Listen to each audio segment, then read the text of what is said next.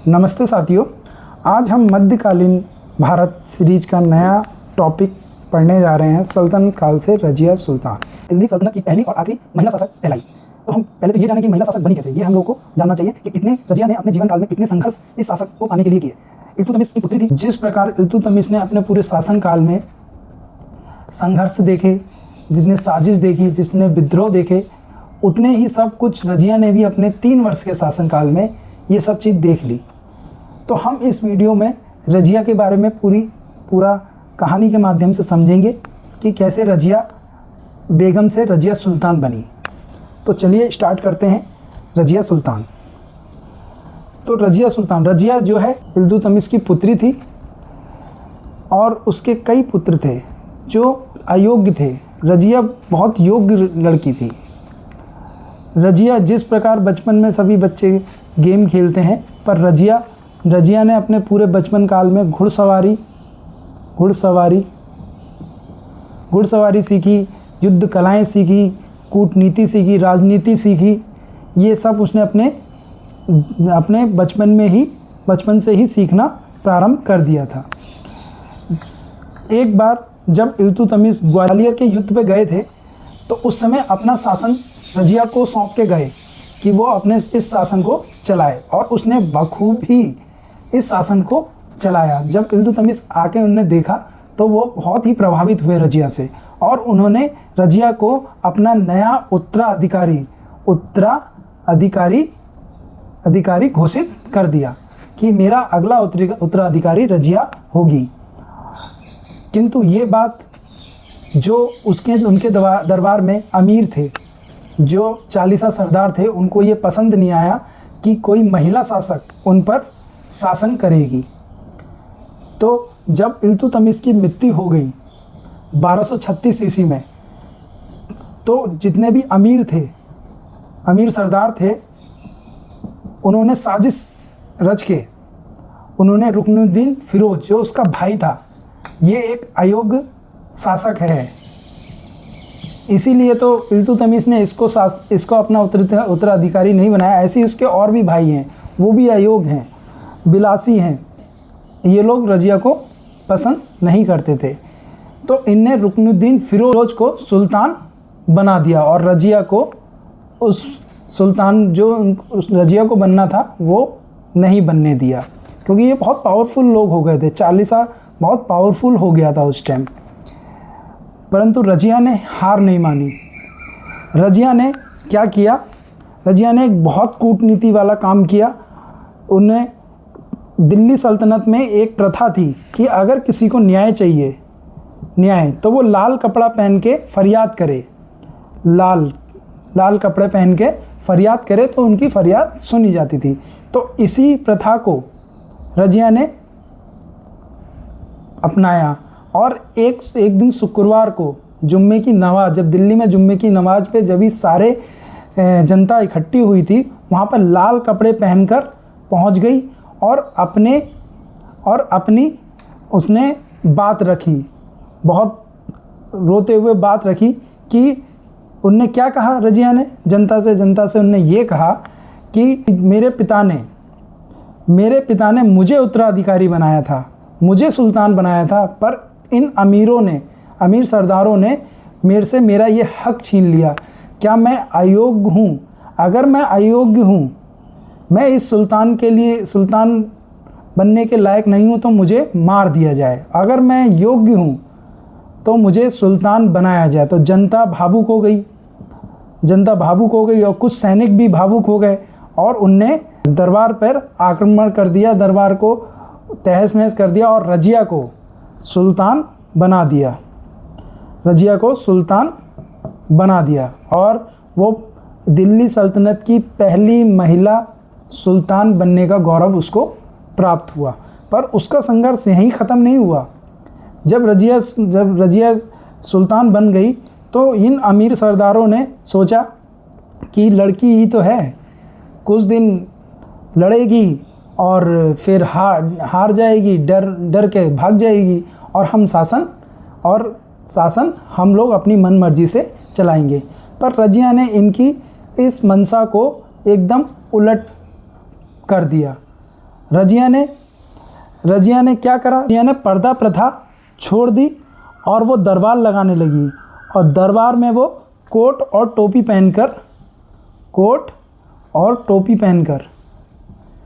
पहनकर दरबार में बैठने लगी। ये चीज़ देखकर जो अमीर सरदार थे ये बहुत ही घबरा गए कि हमने जैसा सोचा था ये तो उसका उलट ही हो गया है। तो इनने षड्यंत्र रचना स्टार्ट कर दिया। रजिया ने एक काम और किया। रजिया ने देखा कि ये बहुत पावरफुल हैं, तो ये तुर्क अमीर हैं, तुर्क जिनको इल्तुतमिश ने नियुक्त किया था, ये बहुत पावरफुल हो गए थे, चालीसा के रूप में इन लोगों को नियुक्त किया था। तो इन सरदारों का ये घमंड तोड़ने के लिए इनने गैर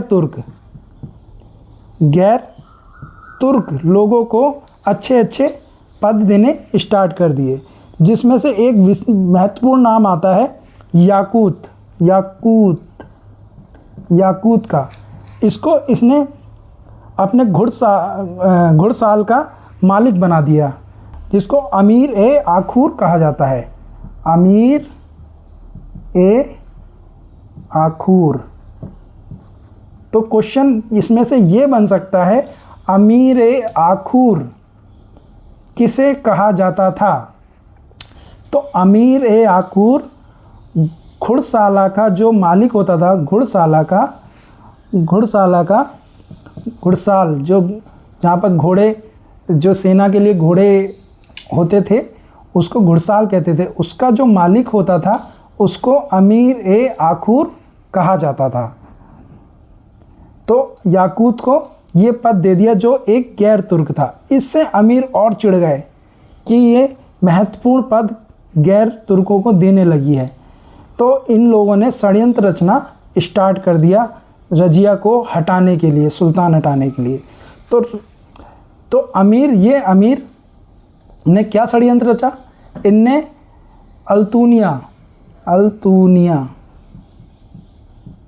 अल्तुनिया ये भटिंडा का सूबेदार था। भटिंडा पंजाब का सूबेदार था। इसके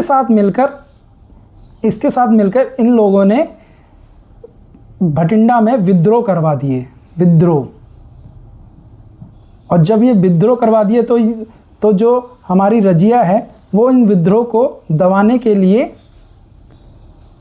अपने विशेष जो इनके सैनिक थे, विश्वासपात सैनिक, उनको लेकर और याकूत को लेकर इस विद्रोह को दबाने के लिए भटिंडा की ओर चल दी। पर इन अमीरों ने धोखेबाजी से याकूत को मरवा दिया और रजिया सुल्तान को भटिंडा जेल में कैद करवा दिया अल्तुनिया के माध्यम से। अल्तुनिया ने इसको भटिंडा जेल में कैद कर लिया। पर रजिया ने फिर भी हार नहीं मानी। रजिया ने फिर संघर्ष करा और अपनी कूटनीति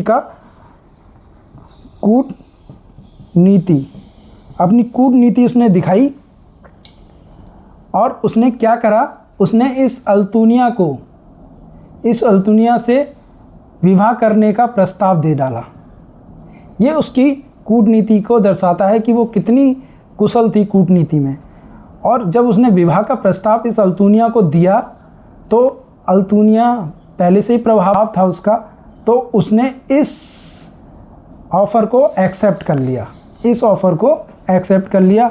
अब ये दोनों ने मिलकर, तब जब उसको कैद कर लिया था तो इन तुर्क अमीरों ने उसके भाई, किसके? रजिया के भाई बहराम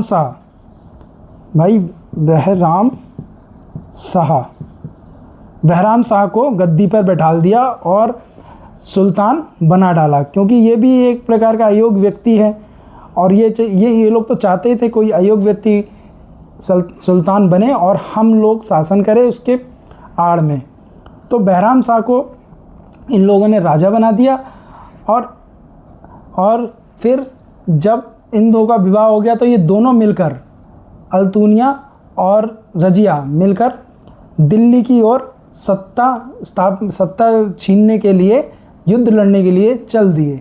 पर बहराम शाह की सेना ने इन दो को हरा दिया तो ये रजिया और अल्तुनिया पीछे लौट गए।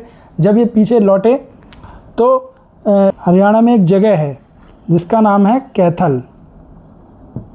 वहाँ ये दोनों आराम कर रहे थे, रजिया और अल्तुनिया आराम कर रहे थे। वहाँ पर इन अमीरों ने डाकुओं की मदद से उनकी घेराबंदी करी और उनकी मार डाला। तो इस प्रकार रजिया की मृत्यु हो गई। पर हम ये नहीं कह सकते रजिया युद्ध लड़ते हुए मरी, युद्ध भूमि में मरी। युद्ध भूमि में उसको कोई नहीं मार पाया, उसको धोखे से मारा गया। तो इससे ये पता चलता है कि वो कुशल सैनिक थी। तो वो शासन बस अपना 3 वर्ष का शासन बस इससे ज़्यादा शासन इसलिए नहीं कर पाई। इसका मुख्य कारण क्या है? इसका मुख्य कारण ये है कि वो एक महिला थी और महिला के नीचे अमीरों को उसका शासन करना पसंद नहीं था। और अमीर सरदार उस टाइम सल्तनत काल में बहुत ही पावरफुल हो गए थे। वो रजिया की गुलामी या रजिया का शासन नहीं चाहते थे। वो ऐसा व्यक्ति चाहते थे जो चाटुकार बना रहे, वो सिर्फ शासन ये लोग करें, वो सिर्फ आराम करें। निकम्मा शासक चाहिए था, पर रजिया निकम्मी नहीं थी। रजिया एक योग्य शासिका थी। अगर उसको सहयोग मिलता तो बहुत अच्छी शासिका वो बन सकती थी, पर इन लोगों ने उसको शासन करने नहीं दिया। और रजिया सल्तनत काल की आखिरी महिला शासक या महिला सुल्तान बनी। पहली महिला सुल्तान और आखिरी महिला सुल्तान का नाम क्या है? रजिया सुल्तान। तो ये थी रजिया सुल्तान। आई होप आप लोगों को समझ में आया होगा कहानी कि कैसे रजिया ने पूरा अपने जीवन 3 वर्ष के शासनकाल में कितने संघर्ष करा और सुल्तान की उपाधि धारण की। तो इसी के साथ हम अगला टॉपिक पढ़ेंगे बलबन, दिल्ली सल्तनत का नेक्स्ट टॉपिक। हम बलबन को अगली वीडियो में पढ़ेंगे। इस वीडियो को यहीं ख़त्म करते हैं। धन्यवाद।